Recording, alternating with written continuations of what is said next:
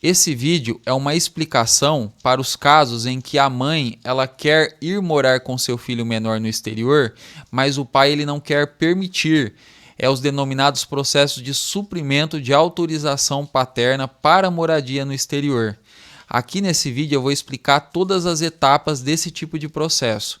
Olá pessoal, muito prazer, meu nome é Cauã, sou advogado e eu tenho aqui no meu canal vários vídeos sobre esse mesmo assunto. Caso você se interesse, se inscreva no meu canal.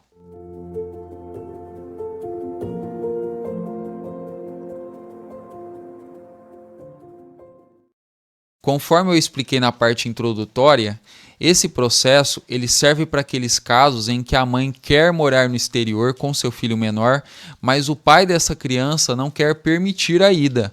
Então a mãe ela deve entrar com um processo denominado processo de suprimento de autorização paterna para moradia no exterior. Agora que eu expliquei qual que é o tipo de processo que você deve entrar, eu vou explicar agora cada etapa desse processo.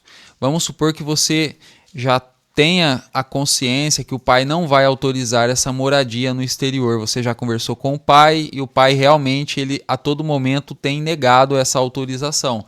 Nesse caso, você precisa de entrar com o processo. Para entrar com o processo, você vai procurar um advogado de sua confiança e de preferência um especialista nessa área.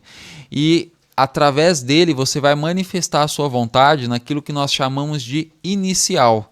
É a inicial que é o início do processo, é o começo de tudo. Na inicial, você vai colocar os motivos que você quer morar no exterior, seja para elevar sua qualidade de vida, ou para melhorar sua condição financeira, ou até mesmo porque você contraiu casamento com um estrangeiro, ou então porque o pai é ausente, não está nem aí para o filho. Então você vai colocar tudo isso na inicial, que é o começo do processo. Após elaborar a inicial, o advogado ele irá protocolar esse processo. E após protocolar esse processo, o réu, que é contra quem você entrou com o processo, será citado. E após a citação, esse réu ele irá contratar um advogado e através desse advogado ele vai fazer aquilo que nós chamamos de contestação. Para que serve essa contestação? Ele vai colocar nessa contestação os motivos pelos quais ele não concorda que o filho vá morar no exterior. Eu vou citar um exemplo de um motivo muito comum. Ele não quer que o filho vá morar no exterior porque isso vai prejudicar a convivência que ele tem com o filho. Então esse é um motivo plausível. Após essa contestação, quem entrou com a ação, que é o autor, seria você, vai se manifestar sobre essa contestação. Nós chamamos isso de réplica. A réplica nada mais é do que a manifestação sobre a contestação. Só para voltar no raciocínio, o autor protocolou a inicial, o réu se manifestou em sede de contestação e o autor irá se manifestar sobre essa contestação, que isso é denominado réplica. E após tudo isso, as partes elas serão citadas para especificar as provas. O que quer dizer isso? Você pode querer produzir prova testemunhal. O pai ele nunca vai ver o filho. Aí você coloca uma testemunha para provar esse fato. Você pode querer pedir prova pericial, ou seja, você pode pedir qualquer prova que seja pertinente ao caso. Após as partes especificarem a prova que desejam produzir, o juiz ele pode ou não concordar com esse pedido de prova.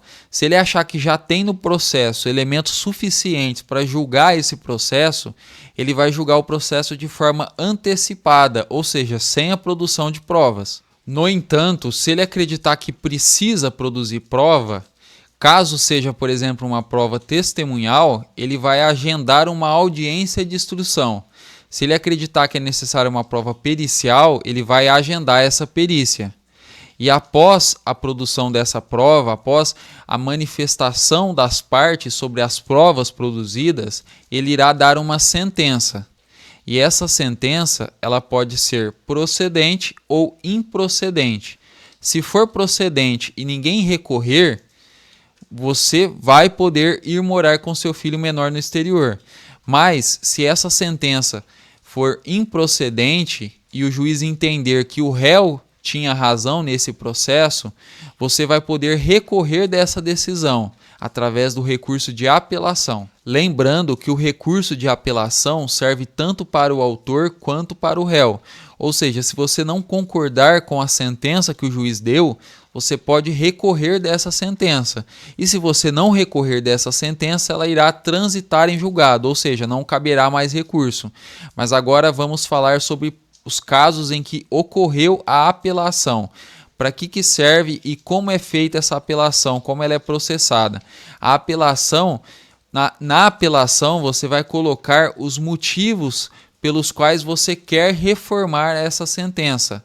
Ou seja, você vai ter mais uma chance nesse processo. Na apelação, quem vai julgar esse processo vão ser 3 desembargadores. Esses 3 desembargadores podem reformar essa sentença ou também podem manter a sentença. Então, por exemplo, você entrou com o processo, ele foi julgado improcedente e você fez o recurso de apelação desse processo, os desembargadores eles podem reformar a sentença e julgar esse processo procedente. Então, resumindo, para deixar tudo mais claro, eles podem reformar a sentença ou manter a sentença. E dessa decisão desses 3 desembargadores ainda cabe mais um recurso. Em alguns casos caberá recurso especial, em outros recurso extraordinário. Lembrando que esses recursos eles são admitidos em poucos casos. Eles são enviados ou para o STJ ou para o STF. Esse vídeo é apenas um resumo e eu tentei simplificar ao máximo os termos usados. Caso você tenha ficado com alguma dúvida, pode deixar aqui nos comentários abaixo. Lembrando que essas etapas que eu mencionei, elas podem durar meses, anos e muitas coisas que eu disse podem variar de processo para processo. Caso esse vídeo ele tenha te ajudado de alguma forma, não se esqueça de se inscrever no meu canal e compartilhar esse conteúdo para que ele alcance mais pessoas.